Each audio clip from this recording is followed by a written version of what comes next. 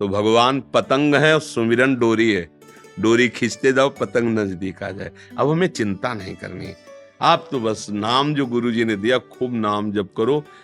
जो नाम है ना, वही बिहारी जी है। जेई नाम है तेई कृष्ण, और जेई कृष्ण तेई नाम है, वही है। जैसे हमारी जिब्या चल रहा ना, राधा राधा कृष्ण कृष्ण कृष्ण, तो प्रिया प्रीतम हमारी जबान पे विराजमान है। वही जो रस निकल रहा है ना, नामामृत, यही जाके हृदय के मल को साफ कर देगा। और वहीं मुस्कुराते हुए युगल सरकार यहीं बैठे हैं हृदय रूपी निकुंज में। अब हमें तो लगता है कि कोई मांग ना करे, अगर मांग करे तो यही करे कि कभी मैं आपको भूलूं नहीं, हर समय नाम। हाँ, मिलो ना मिलो पता नहीं, आप वो आपकी बात है। हमारे अधिकार इतना नहीं कि हम ये कह पाए कि आप हमें मिलो। मिलो ना मिलो, आप बस प्रभु आपके चिंतन में मैं डूबा रहा हूं, आपके लिए तड़पूं, आपके लिए रोऊं, ये तो दे दो। मिलो या ना मिलो वो तो आपकी बात है। अच्छा, चतुराई से देखो मांगा जा रहा है, और ये मिल गया तो जाएंगे कहा बिना। तड़प जो होती है ना, उनके सन्मुख ही होती है। जैसे विरही विरहाग्नि में जल रहा है, तो सामने उसके प्रीतम होता है। अब देखो ध्यान से, हे प्रीतम तुम कब मिलो, वो सामने है, उसके चिंतन में सामने होता है। तो इसलिए हम खूब निरंतर गुरु प्रदत्त नाम मंत्र जपें, और भगवान से, आराध्य देव से यही मांगे कि आपका कभी विस्मरण न हो। बस जीत गए, बाजी जीत गए, सब कुछ प्राप्त हो जाएगा। ये दिव्यांशु शर्मा जी दिल्ली से। महाराज जी, आपके चरणों में कोटि कोटि प्रणाम। राधा वल्लभ श्री हरिवंश। गुरुदेव, मैं पेशे से शिक्षक हूँ और कानून की शिक्षा देता हूँ। गुरुदेव, आपकी वाणी से लाखों युवा सही दिशा की ओर प्रस्थान कर रहे हैं, परंतु कई बार देखा जाता है कि युवा छात्र किसी परीक्षा में असफल होकर अपने जीवन को निरर्थक मानकर गुरुदेव कुछ ऐसा कर लेते हैं जिससे बाद में सबको, समाज को, हाँ, अज्ञान के कारण होता है, अज्ञान के कारण होता है। आप हार और जीत, उन्नति और अवनति से बहुत परे हैं। आपका जो स्वरूप है वो इस जय पराजय, उन्नति अवनति, सुख दुख से बहुत ऊपर है। आपका जो स्वरूप है, आपने अपने को देह माना और संसार का भाव सत्य माना। अब यहाँ पराजय बहुत बुरी लगती है, और जय होने पर अभिमान का हर्ष जनित सुख मिलता है। अध्यात्म के द्वारा ही सुख दुख को मिटाया जा सकता है। ये सुख भी दुख में है, दुख तो दुख में है ही। बिना अध्यात्म के, अब जैसे आप माता पिता ने बहुत पैसा लगाया, आप पढ़े, फेल हो गए, तो हम दूसरे वर्ष पढ़ेंगे, हम तीसरे वर्ष पढ़ेंगे। निराश होने की जरूरत नहीं। हमसे चूक कहाँ हुई वो हमें सुधारने की जरूरत है। अगर कुछ बच्चे विद्यार्थी जन है, तो घर में माता पिता ने डांट लगाई कि हमने लाखों रुपए लगाए, तू फेल हो गया।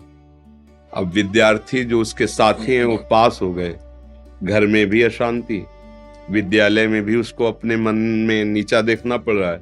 अब ऐसे बच्चे जिनको ज्ञान नहीं है, वो आत्महत्या आदि ऐसे कृत्य कर बैठते हैं जो बहुत ही निंदनीय है, दुर्गति का कारण है। हमें इस मानव जीवन को किसी जय पराजय में नष्ट नहीं करना है। भगवान के हम मनुष्य हैं, हम परमानंद की प्राप्ति के लिए मनुष्य जन्म प्राप्त किए हैं, साधन धाम मोक्ष कर द्वारा। और कोई ऐसी पराजय नहीं है जो हमें पराजित कर सके। हम अविनाशी के बच्चा हैं, एक बार नहीं, दो बार नहीं, 1000 बार प्रयास करेंगे और पराजय को रौंदेंगे और जय को प्राप्त होंगे। निराश होने की तो बिल्कुल जरूरत नहीं। जो निराश हो जाते हैं, उदास हो जाते हैं, उनके जीवन में सत्संग नहीं होता, इसलिए हो जाते हैं। नहीं, आप सच्ची बात समझो। गुरुदेव, कई बार मैं देखता हूँ कि उन छात्रों की आर्थिक स्थिति ऐसी होती है कि उनके पास कोई चारा नहीं बचता है। नहीं, ऐसा नहीं, चारा नहीं बचता। और ऐसे कितने विद्यार्थी हैं जो अन्य समय में अर्थ का उपार्जन करके और विद्या पढ़कर बहुत ऊंचे पदों पर बैठ गए हैं।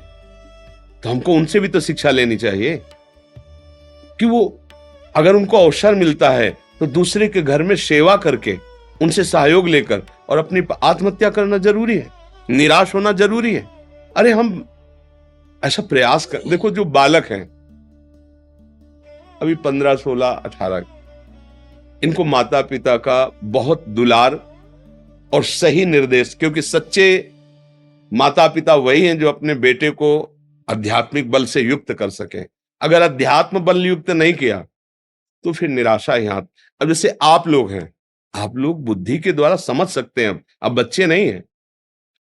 अगर हमें 6 घंटे अच्छे से पढ़ाई करने को मिल जाए तो बहुत उन्नति करेंगे। तो शेष जो हमारे पास बचते हैं, 6 घंटे सो लेते हैं, फिर हम कोई काम ढूंढते हैं, भले हमें फावड़ा चलाना पड़े 2-3 घंटे 4 घंटे, और उससे हम पैसा उपार्जन करते हैं। हम अपनी उन्नति के लिए, और निराश होने की जरूरत नहीं, हम कोई व्यापार कर लेते हैं, कोई साइड में ऐसा कर ले, लेकिन निराश हो जाना, शरीर नष्ट कर देना, क्या इससे आपको मिलेगा क्या?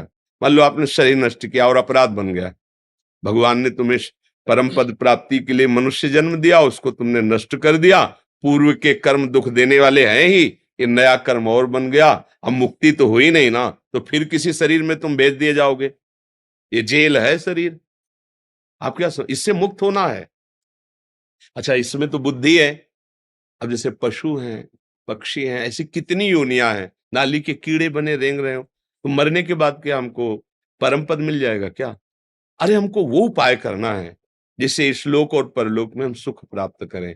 आप निश्चित समझो आप सब कुछ कर सकते हो। पूर्व कर्म के अनुसार मिले हुए हमारी परिस्थिति में हमको निराश नहीं होना, हताश नहीं होना, आगे बढ़ना है। कई हमने विद्यार्थियों के जीवन में देखा है कि विद्या अध्ययन और भारी असुविधा, भारी मेहनत अपने पिता के साथ करके, सहयोग करके, फिर ऊंचे ऊंचे पदों में गए, वो भी देखा हमने कि गरीब घर का लड़का बहुत ऊंचे पद में गया।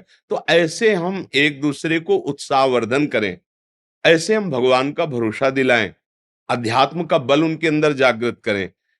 क्या नहीं हो सकता, हम कहते क्या नहीं हो सकता। जब भगवान मनुष्य रूप में आए हैं तो मनुष्य भगवान रूप में हो सकता है, क्योंकि रास्ता बन गया ना। जब नारायण नर हुआ तो नर नारायण बन, जब नारायण बन सकते तो और फिर क्या रह गया। गीत देह तज धरि हरि रूपा, वो भगवत स्वरूप हो गया ना गीत। तो हम ऐसे कर्म करें कि श्लोक में भी मंगल हो, परलोक में भी मंगल हो। पूर्व हमारे जो कर्म हमें परास्त कर रहे हैं वो हमें परास्त ना कर पाए, उसके लिए नाम जप जरूरी है।